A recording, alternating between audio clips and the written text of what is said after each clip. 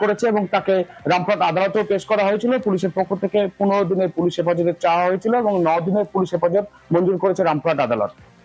বেশ, সঙ্গে থাকো। টিউশন করতে গিয়ে গেছিল, সেই দিন থেকে পাওয়া যায়নি। সেই 28 তারিখ থেকে কালকে পেয়েছি। মার্ডার করেছে, কেস করেছিলাম।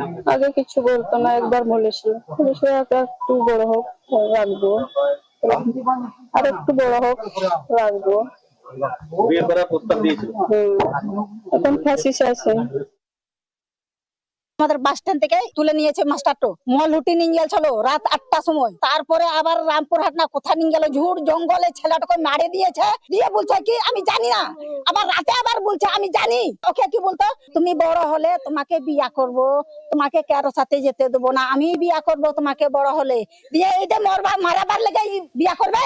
আমি ওকে সাজা চাই, ওকে ফাঁসি চাই। শিক্ষকের বিরুদ্ধে ধর্ষণের অভিযোগ, শিক্ষক ধর্ষণের পর তাকে খুন করা হয়, তার দেহ 5 টুকরো কাটা হয়। 20 দিন নিখোঁজ ছিল 7ম শ্রেণীর এই ছাত্রী। শিক্ষকের বিরুদ্ধে ঠিক কি কি অভিযোগ আরো ডিটেলে জানি। অক্ষয় রয়েছেন সঙ্গে। অক্ষয়, দেখো, এই ঘটনা সামনে আসার পর পুলিশের বিরুদ্ধে এবং পুলিশের ভূমিকা নিয়ে বেশ কিছু প্রশ্ন উঠছে। তার কারণ গত 28শে আগস্ট ছাত্রী নিখোঁজ হয়েছিল, সেই মতো পরিবার যেরকম অন্যান্য নিখোঁজের ক্ষেত্রে অভিযোগ দায়ের হয়, এই ক্ষেত্রে অভিযোগ দায়ের হয়েছিল। কিন্তু পুলিশের প্রথম উচিত কি যে নিখোঁজ অভিযোগ দায়ের হওয়ার পর সেভাবে গুরুত্ব দিয়ে তদন্ত করা।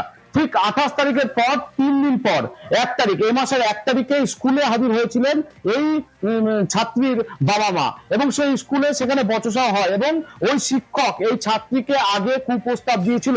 তেমনটাই এই ছাত্রীর বাবা মা যখন স্কুলে বলে এবং সেই সময় কথা কাটাকাটি হয় দুপক্ষের মধ্যে। তারপর ঘটনাস্থলে রামপুরহাট থানার পুলিশ যায়। প্রথমে এই অভিযুক্ত শিক্ষক মনোজ কুমার যিনি, তাকে কিন্তু আটক করেছিল প্রথমে। ঠিক এখানে প্রশ্ন হচ্ছে, পুলিশ যদি সঠিক সময়ে তাকে আটক করে সঠিক সঙ্গে থাকো অক্ষয়। মেয়েটিকে এই মনোজ কুমার পাল, যিনি এই মামলার মেন অ্যাকিউজড, তিনি তাকে কিডন্যাপ করে রাখেন এবং তাকে টুকরো টুকরো করে কাটে। যখন সেটা অ্যারেস্ট করা হয়, সে নিজের এই ব্যাপারগুলো কনফেস করে। Investigation is going on. Investigation এজেন্সির পক্ষ থেকে একটা 15 দিনের প্রেয়ার দেওয়া হয়েছে। ইনভেস্টিগেশন দ্রুত সম্পন্ন হবে, কারণ এই মামলাটা কিন্তু একদম রেয়ার থেকে রেয়ারেস্ট। প্রাথমিকভাবে তদন্ত যেভাবে এগোচ্ছে তাতে আমাদেরও সাসপেক্ট যে তাকে প্রথমে ধর্ষণ, পরে তাকে খুন করা হয়েছে।